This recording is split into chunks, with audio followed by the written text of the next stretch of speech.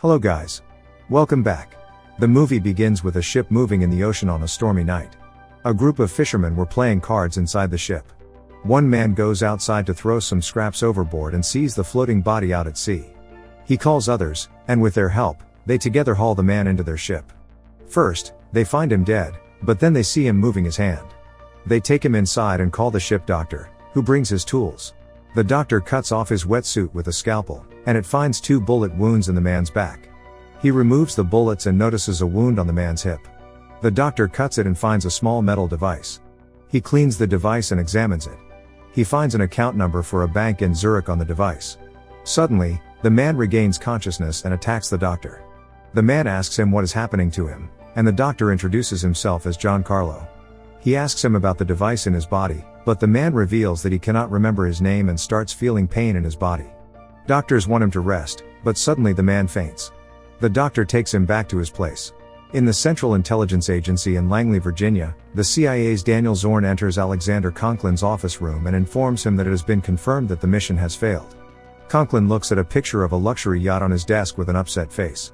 Meanwhile, on the fishing boat, Bourne helps the fisherman while recovering from his injuries and trying to remember who he is. He performs different exercises and tries to connect with people there. After 2 weeks on the boat, Giancarlo meets him and Bourne tells him he knows how to tie knots and speak different languages like he does other activities, but still, he does not remember anything from his past.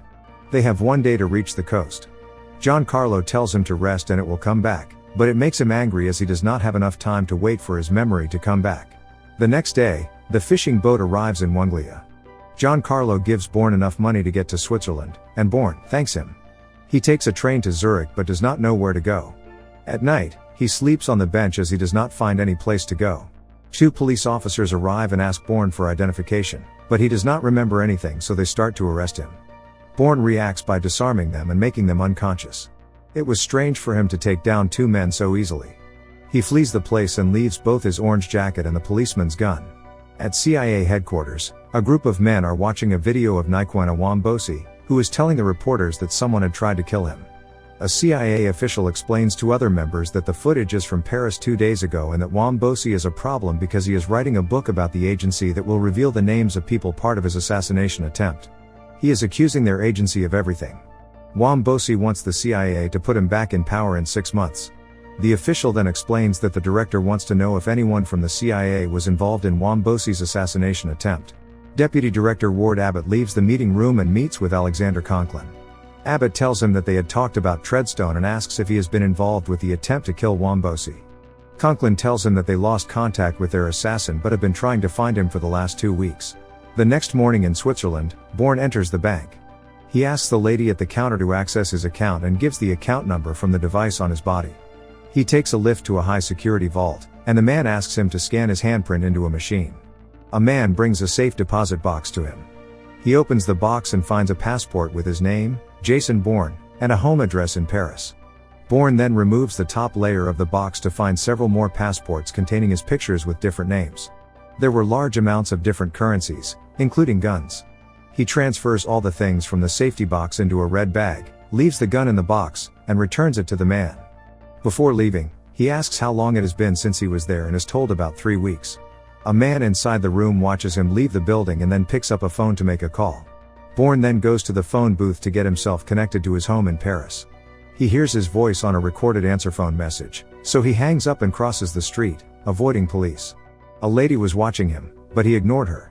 As he walks forward on a snow-covered road, Bourne watches 2 police officers following him from across the street.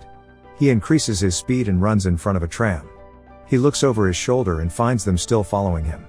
He reaches the US Embassy and waits in line. The guard at the door stops the Swiss police from following Bourne. Bourne notices a young American woman, Marie Helena Kreutz, at the counter trying to get a visa, but she does not have her documents and money, which she lost. Bourne notices everyone looking at him strangely. He then decides to leave the place, but when he tries to get out, American and Swiss authorities try to arrest him. He fights with all of them, takes the gun from the police in his hand, and runs from there. Police run behind him, but he succeeds in escaping the building through the window. He sees Marie Helena Kreutz on his way. She is a young woman in desperate need of money. He asks her for help to take him to Paris, and he will provide her with the money. She reluctantly agrees. In the car, she asks him about his likes and dislikes, but he tells her that he does not remember anything from 2 weeks ago. On the other hand, the CIA is working to capture Bourne. They locate him in Paris with a red bag and receive information that he attacked 2 policemen. After checking the security cameras outside the consulate building, they saw Bourne with a girl. They start looking for the girl and find out that her father has died. She has one brother and grandmother, and some other information. Abbott finds something fishy about the girl. Bourne and Marie go to the restaurant. He tells her about the safety box in the bank where he found his passport and money. He explains that he knows everything, such as where to place guns, how to fight, and how to escape, but does not understand why he has such information. Marie finds it strange. After dinner, they again start their journey. Meanwhile, Alexander Conklin assures Deputy Director Abbott that he will destroy any evidence connecting them to Jason Bourne, as he is responsible for the failed assassination attempt on Wombosi. He hires 3 men, Castle, Mannheim, and the professor to take down Bourne, who is creating problems for them. Bourne and Marie arrive at the address on his passport, and the female security guard immediately recognizes him. He goes to his apartment with Marie, and based on the things in his apartment, he concludes he is in the shipping business. To find more information, he hits redial on his phone, which connects to the Hotel Regina.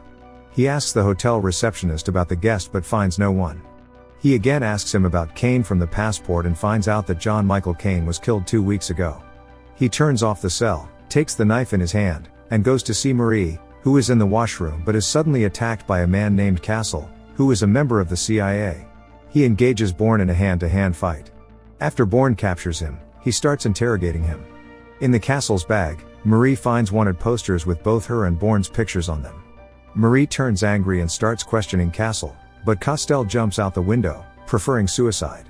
They leave the place to hide from the cops. While leaving, they saw the lady guard dead outside. Outside the building, people gathered around the dead body. Meanwhile, the girl from Paris calls a CIA official and informs him about Castle's death. Bourne places the bag with money and a passport in the locker. He advises Marie to leave him, as he is trying to find out who he is and why people are after him. He wants her to go to the police and explain everything to them, but she refuses and chooses to remain with him. She encourages him to figure it out with her help. They saw police moving towards them, but they successfully escaped and spent the night in hiding. Bourne cuts Marie's hair to change his appearance. The next day, they go to the Hotel Regina. Marie decides to go to the hotel, and Bourne teaches him all the tricks. She goes inside and asks for John Michael Kane's hotel records. Meanwhile, Conklin plants a body in the Parisian morgue to fool Wombosi into thinking Kane is an attempted assassin and that he is dead, but Wombosi recognizes that the body is not the man who tried to kill him. Conklin now kills Wombosi in his home by his agent with the name Professor. Conklin lies to a bot that Bourne assassinated Wombosi to complete his failed task, and he will now return to the agency. Marie gets Kane's records from the hotel and gives them to Bourne. He further investigates the incident through a previous assassination attempt and John Michael Kane's contacts, and he goes to see Kane's dead body in the hospital but finds nobody there. He saw the Wombosi name on file, who took the body. Bourne and Marie go to Wombosi's house but find him dead. With all the information, he concludes that he is the failed killer. Marie gets upset and does not want to live with him anymore, but Bourne convinces her that he will take her to a safe place, and then he will leave. He and Marie escape the city and go to stay at the house of Eamon, an old friend of Marie's, where Jason decides that he no longer wants to be who he is. In the morning, the professor comes to kill Jason. Bourne uses a double-barreled shotgun to blast the propane tank to distract the professor, who is about to kill Bourne. While he runs to the woods, Bourne ultimately shoots the professor twice with the shotgun and interrogates him briefly. He reveals their mutual connection to Operation Treadstone. The professor dies almost immediately from blood loss. Bourne sends Marie away with the rest of the money for her safety. He uses the professor's cell phone to redial the last number. He arranges a meeting with Conklin on the Pont Neuf. Conklin takes the plane and arrives in Paris with his men. Conklin arrives at Pont Neuf, but Bourne cancels the meeting and plants a tracking device on Conklin's vehicle. He wants to discover the location of Operation Treadstone's safe house in Paris. After following the vehicle to the safe house, Bourne uses an electronic device to trigger the car alarms of all the cars parked on the street to distract the guards. He climbs the building and enters the operation's safe house, where Nicky Parsons and Conklin are. He meets Conklin and throws a gun at him. Suddenly, he starts remembering his last mission. He had a gun at Wombosi's head on his private yacht, but after seeing Wombosi's children, he was unable to control his emotions and left him. Bourne was then shot by Wombosi while escaping the fast-moving boat and left behind, dead in the water. After remembering everything, He tells Conklin that he is leaving Treadstone permanently and warns him not to try to follow him. He then realizes Conklin has silently triggered an alarm and has a backup on the way. Bourne leaves Nikki unharmed. He goes to the door and fights with several CIA agents. He escapes into the night. Meanwhile, Abbott decides that Treadstone should be closed down for good. He hires the last operative, Mannheim, to murder Conklin with a silencer. Abbott then goes before an oversight committee and glibly explains Treadstone as an ineffective assassin training program. In the end, Jason finds Marie and Mykonos, renting out scooters to tourists, and the two reunite. Okay, that's all for today's story. Hope you enjoyed it. Share your comments about this story in the comments section below. Kindly hit the like and subscribe buttons, as it greatly supports us. Thanks for watching. See you in the next video.